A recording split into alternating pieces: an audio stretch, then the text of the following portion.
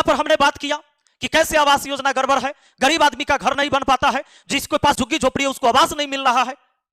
सरकार झूठ मूठ की नौटंकी करती है। 2018 से पोर्टल बंद करके रखा है, कोई नया ऑनलाइन आवेदन नहीं होता है और झूठ मूठ के पहले वाला सब अटका के रखे हुए हैं। किसी को गरीब को आवास नहीं मिलता। हमने मुद्दा किया कि आवास योजना की बात किया, तुमने कहा कि जातिवाद करते हो।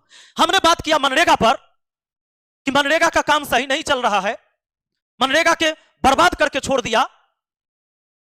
बिहार से सबसे ज्यादा मजदूर पैदा हुए हैं और जो 40 साल 45 साल 42 साल 35 साल का हो गया, अब वो दोबारा पढ़ाई करके कौन सा धंधा शुरू करेगा? अगर वो मजदूर है 40 साल 45 साल 50 साल की उम्र में, तो बेचारा वो मजदूर ही रहेगा। लेकिन उसकी मजदूरी तुम नहीं बढ़ा पाए। मैंने तो मुद्दा इस पर किया, मनरेगा पर, तुमने कहा जातिवाद करते हो। हमने बात किया वृद्धा पेंशन पर। जब कांग्रेस की सरकार थी तब भी केंद्र सरकार 200 रुपया देती थी और राज्य सरकार अपने तरफ से 200 मिलाती है, 400 रुपया वृद्धा पेंशन मिलता है। एक गैस सिलेंडर 400 से 1100 तुमने कर दिया, लेकिन वृद्धा पेंशन आज भी 400 के 400 है। मैंने बात किया वृद्धा पेंशन पर, तुमने कहा जातिवाद करते हो। नमस्कार दोस्तों, आज मैं एक बात पहले बता दूं कि दोस्तों जितने भी लोग मुझे सपोर्ट करते हैं, आप सभी को बहुत बहुत धन्यवाद, तहे दिल से धन्यवाद। और जो मेरा विरोध करते हैं उनको भी, खासकर जो विरोध करते, मैं उनकी कई बार कमेंट लेकर वीडियो भी बना देता हूं, लेकिन जो मुझे सपोर्ट कर रहे हैं मैं उनके लिए वीडियो नहीं बना पाता हूं। इसके लिए थोड़ी सी माफी चाहता हूं, क्योंकि कुछ लोगों को आंख खोलना मेरा बहुत बड़ा जिम्मेदारी बन गया है।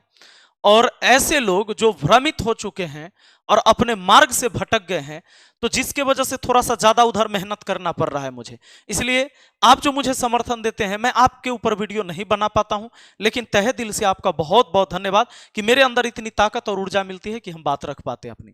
दोस्तों आज हमें दो टॉपिक पर बात करना है। क्या सरकार से सवाल करना जातिवाद है? उसके बाद हम सिर्फ एक चैलेंज देंगे उनको जो मुझे कहते हैं कि आप जातिवाद करते हो और मास्टर को राजनीति पर बात नहीं करनी चाहिए। तो आइए सबसे पहले हम यह जानते हैं कि क्या सरकार से सवाल करना जातिवाद कहलाता है? आपके नजर में क्या है? मेरे नजर में सरकार से सवाल करना जातिवाद नहीं होता है। जब बीजेपी सरकार नहीं थी सत्ता में, तो उसने भी कांग्रेस से सवाल किए थे, बहुत सारे सवाल कि काला धन छुपा के रखा है विदेशों में, वो मैं लेके आऊंगा, 15-15 लाख सबको दे दूंगा, उसमें से 2 करोड़ हर साल नौकरियां दूंगा।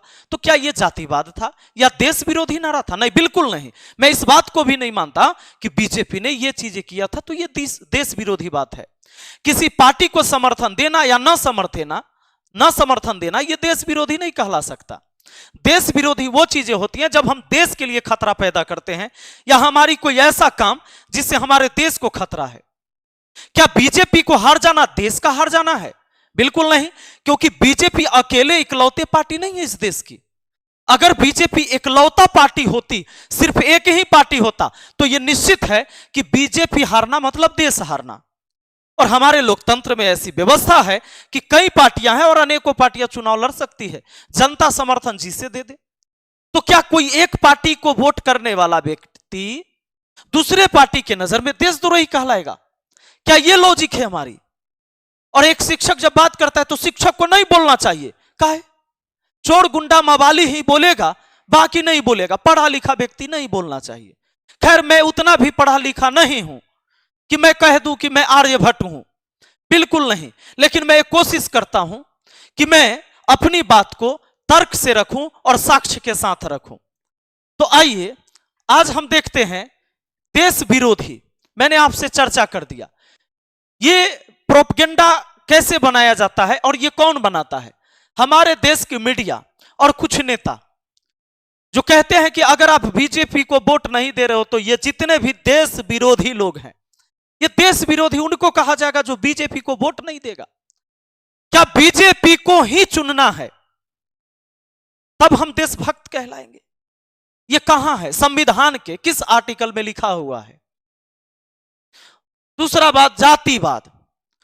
मान लो मैं यादव हो के अगर बीजेपी से सवाल कर रहा हूं तो जातिवाद हो गया, और यादव कैंडिडेट चुनाव लड़ रहा है बीजेपी से, तो उसको क्या कहोगे? ये बताओ। मैंने कब कहा है कि बीजेपी सिर्फ एक ही जाति के लोगों को टिकट देती है? बीजेपी में यादव के भी नेता है, मध्य प्रदेश में मुख्यमंत्री बना यादव। तो जब बीजेपी जातिवाद नहीं करे, मैंने कहा ही नहीं बीजेपी तो उसको टिकट देती है जिसे उसे लगता है कि यह हमारा कैंडिडेट जीतेगा, चाहे वो जिस जाति का हो। अगर कोई यादव जाति का नेता, उसके अंदर इतनी क्षमता है कि वो जिस क्षेत्र से खड़ा हो रहा है भाई जीत सकता है, तो बीजेपी उसको टिकट देगी। चाहे आरजेडी को ले लो, राजपूत, भूमिहार, ब्राह्मण सबको टिकट दिया आरजेडी ने। क्यों दिया? क्योंकि आरजेडी को पता है कि वहां से मेरा ये कैंडिडेट जीतेगा। जब पार्टी हमें जातीयता नहीं करती है, जातीयता आप करते हैं, जातीयता हमें कहते हैं, करते आप हो, हमें कहते। मैं अगर सवाल बीजेपी से कर लूं तो मैं आरजेडी का व्यक्ति कैसे हो गया? क्या एक न्यूट्रल व्यक्ति, एक आम आदमी सवाल नहीं कर सकता किसी से? चाहे वो आरजेडी हो, कांग्रेस हो, बीजेपी हो, नहीं कर सकता। और सबसे बड़ी बात कि मेरा बीजेपी से सवाल करना इसलिए बनता है कि सरकार में बीजेपी है, तो जो सरकार में है सवाल उसी से होगा। मोदी जी सवाल किससे करते थे ये बताओ तुम मुझे। तो तुझे थोड़ी भी शर्म है तो इस बात को मुझे बताओ कि 2014 में मोदी जी सवाल किससे करते थे? अब एक बात बता दो, मास्टर को राजनीति नहीं करना चाहिए, काहे? किस आर्टिकल में लिखा हुआ है कि मास्टर को राजनीति नहीं करना चाहिए? संविधान का कौन सा अनुच्छेद रोकता है एक मास्टर को राजनीति पर बात करने से? यह देश का दुर्भाग्य नहीं है कि न मास्टर माने पढ़ा लिखल आदमी होता, तू कैसे बात कर बहू जी? चोर, बदमाश, गुंडा, रेपिस्ट होते वो बदमाशी कर, वो राजनीति पर बात करते? बदमाश आदमी राजनीति पर बात करेगा? प्रज्वल रेवन्ना जैसा व्यक्ति बात करेगा, कुलदीप सिंह सेंगर जैसा व्यक्ति बात करेगा राजनीति पर? जो रेपिस्ट होगा वो राजनीति पर बात करेगा? आप कैसे बात कर सकते हैं? और रही बात, चलो मैं बात नहीं करता राजनीति पर, मैं बात नहीं करता, पढ़ा भूले हमरा छोड़ ले रहता तब ना। मोदी जी क्या बोले? A+B का होल स्क्वायर सुने हो? नहीं सुने हो? चलो सुन लो। लीजिए, A+B into square into bracket square करे तो, A+B इंटू ब्रैकेट स्क्वायर करे तो रिजल्ट आता है A² + 2AB + B²। यह होता है A+B के होल स्क्वायर, यही होता है A+B के होल स्क्वायर।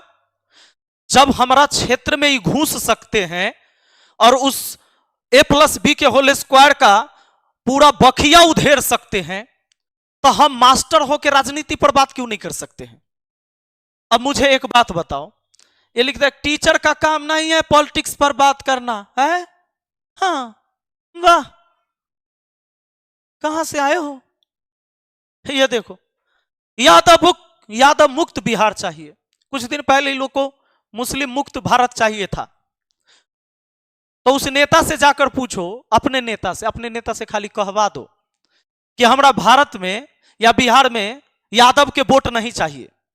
तुम अपने नेता को खाली बात कह दो।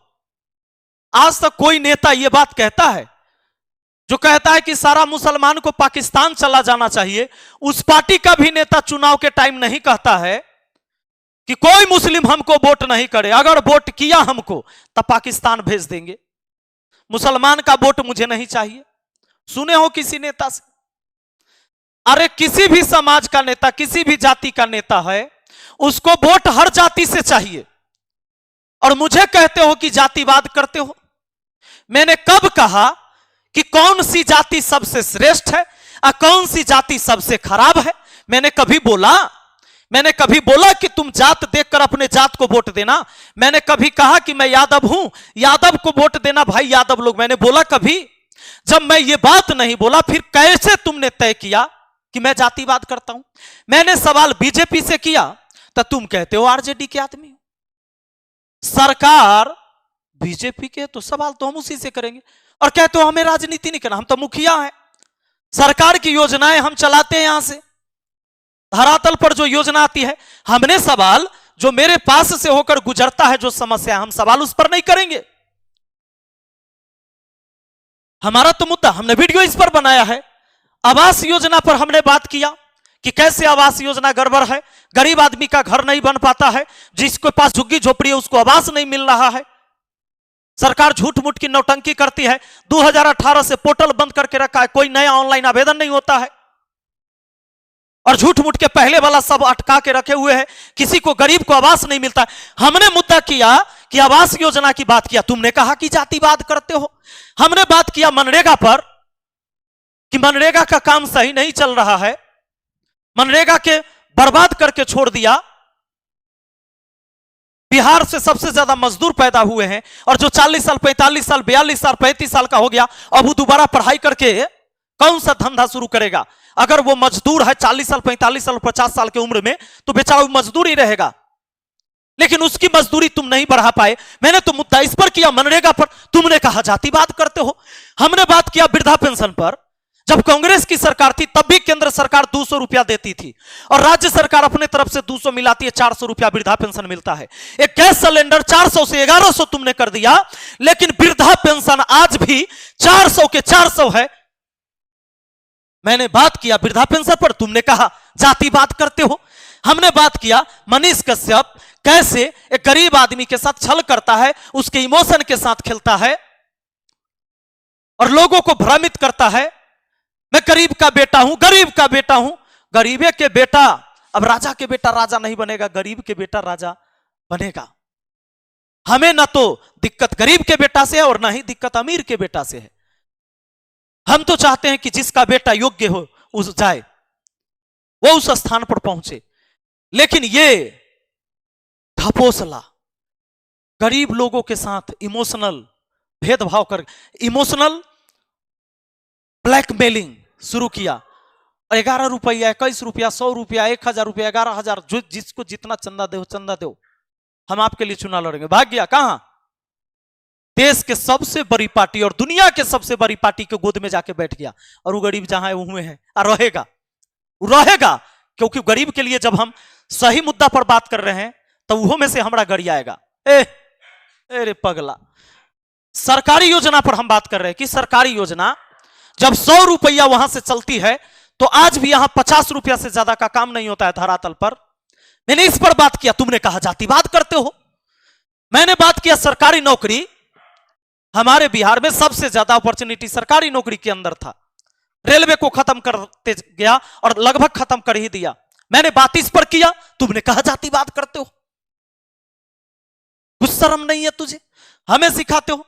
अब एक बात बताओ, तुम गली के छपरी नेता और मुझे बुरा भला कहने वालों, इतना मुझे पता है कि लगभग 90% से ज्यादा लोग मुझे पसंद करते हैं। अगर पसंद नहीं करते तो तू जाके देख, मेरे चैनल पर हर दिन 10 से 12,000 लोग नए जुड़ते हैं हमें मजबूत करने के लिए। लेकिन मैं तुम छपरी नेता से पूछना चाहता हूं, तुमसे पूछना चाहता हूं, तूने क्या सुधार करा अभी तक? तुम सवाल मुझ पे करते हो या किसी पर भी करते हो, तू बता। तू राशन लेने जाता है ना, सरकार से जो राशन लेता है तू जाता है ना, 1 यूनिट में 5 केजी है ना। अगर तुम्हारे घर में 5 लोग हैं, अगर तुम्हारे घर में 5 लोग हैं तो तुमको मिलना चाहिए था कितना? 25 केजी मिलना चाहिए था ना। 5 आदमी है, एक आदमी का 5 किलो, तब 25 केजी मिलना चाहिए ना। तुमको मिलता है 4 केजी, अब 5 आदमी हो तब 20 केजी राशन मिलता है। ये तुम्हारा जो 5 केजी बीच में माइनस हो जाता है, 5 केजी जो माइनस हो जाता है, 5 केजी जो तुम्हारा खा जाता है तुम्हारे गांव का डीलर। एक काम कर, तू जा, आज तू अपना राशन खाली लेकर दिखा। 25 केजी तुम्हारा हक है, तू खाली 25 केजी लेकर दिखा दे और एक वीडियो बनाना और वीडियो वहां राशन लेते वक्त और उसमें बोलना कि देखिए विपिन सर, आप बहुत लबर लबर करते हैं, हम जो है 25 केजी के अब 25 केजी राशन लिए हैं, ये हमारे डीलर साहब हैं। बोलिए डीलर साहब, अब आप 25 केजी राशन देते हैं कि नहीं देते हैं? डीलर साहब कहेंगे हाँ बिल्कुल, हम 25 केजी के 25 केजी दिए। हर व्यक्ति को 5 केजी देते हैं, 1 यूनिट पर 5 केजी है तो 5 केजी देते हैं। खाली इतना तू बोलवा के फेसबुक पर डाल भाई। मान ले ये तेरा यूट्यूब चैनल ना है, तू एगो फेसबुक पर डालो और कमेंट करो, जहां मुझे तुम गाली देते हो वहां कमेंट करके उसमें पिन करो। मैं मान लूंगा कि तुम मर्द का पैदाइश है, तुम्हारे अंदर देशभक्ति है। अरे देशभक्ति का मतलब खाली बीजेपी और कांग्रेस आरजेडी जदयू होता है। देशभक्ति का मतलब होता है देश की मुद्दा पर बात करना। मैंने देश की मुद्दा पर बात किया और तुमने कहा जातिवाद किया। तू खाली इतना करके दिखा दे, ये चैलेंज है, मैंने किया है। और जहां से मैं हूं, हमारे गांव के जनता ने, हमारे पंचायत के जनता ने मुझ पर जहां भरोसा किया था, मैंने वो काम करके दिखाया है। तुम्हारे यहां का विधायक भी करके अगर दिखा दे तो हम तुमको चैलेंज करते हैं, हम छोड़ देंगे, अभी से छोड़ देंगे और बीजेपी का झंडा लेकर हम चल देंगे। तू खाली अपन एक पंचायत सुधार के दिखा दे हमरा। जाओ, जातियाता करते हैं हम, देश की मुद्दा पर बात करते तो जातिवाद हो गया। दिखा, 21 लाख लोग वीडियो देखा है, देख 56 लाख लोग देखा है, और तू दिखाओ ये चीज मैंने लड़ाई लड़ा है और जो गरीब आदमी का हक था उसे मैंने दिलाया है। तो दिला के दिखा। एक वीडियो तू खाली डाल के उसका लिंक मुझे कमेंट बॉक्स में पिन करो, वहां डालो कि मैंने ऐसा करवा दिया है, तोरा में ताकत नहीं होगा। बाकी जो मुझे लोग पसंद करते हैं उनको पता है मैं किस लिए और किसके लिए बात कर रहा हूं। हमको डराता है सीबीआई ईडी आएगा तुम्हारे यहां।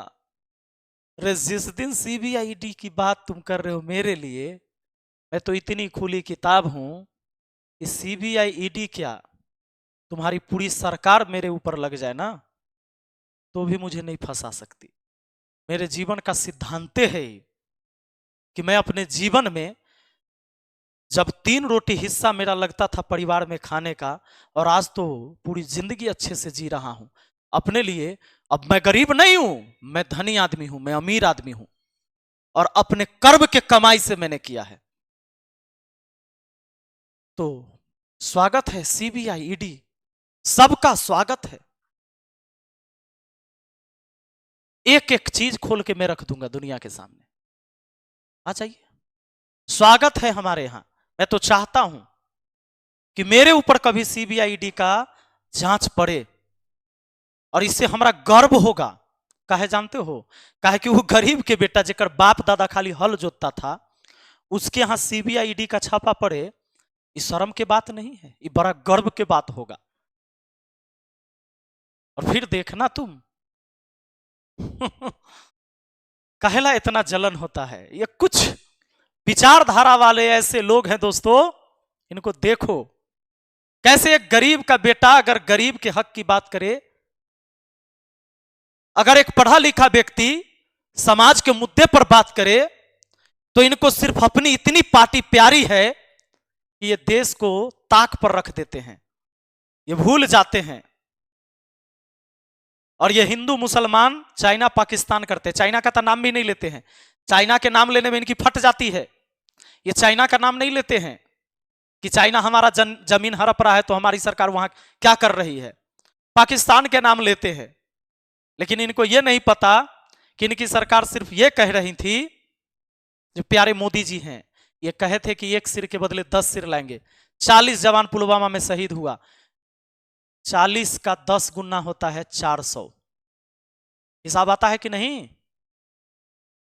400 सिर देखे हो?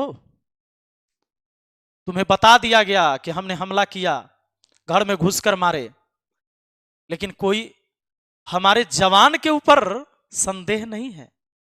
लेकिन हमें तो यह भी शक है कि हमारे जवान को बोलने भी नहीं दिया जाता है।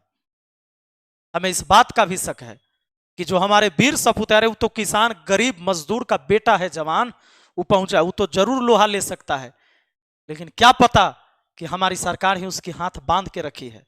हमें तो शक इस बात की भी है। तो समझदार बनो, और अगर समझदार नहीं बनोगे तो ये जो देशभक्ति का झूठ मूठ का ढिंढोरा पीट रहे हो, ये देश भी खत्म हो जाएगा और कुछ भी नहीं बचेगा। तो आप निकलिए घर से, और आज हमारे यहां भी चुनाव है, लोग वोट करिए, आपको जो पसंद है उनको वोट करिए। आप अपने क्षेत्र के नेता को देखिए, वो व्यक्ति कितना अच्छा है, आप उसे वोट करिए। मैं कभी नहीं कहूंगा कि तुमको किसको वोट करना है, पर मैं ये जरूर कहूंगा कि तुम वोट जरूर करो। बहुत बहुत धन्यवाद, थैंक यू।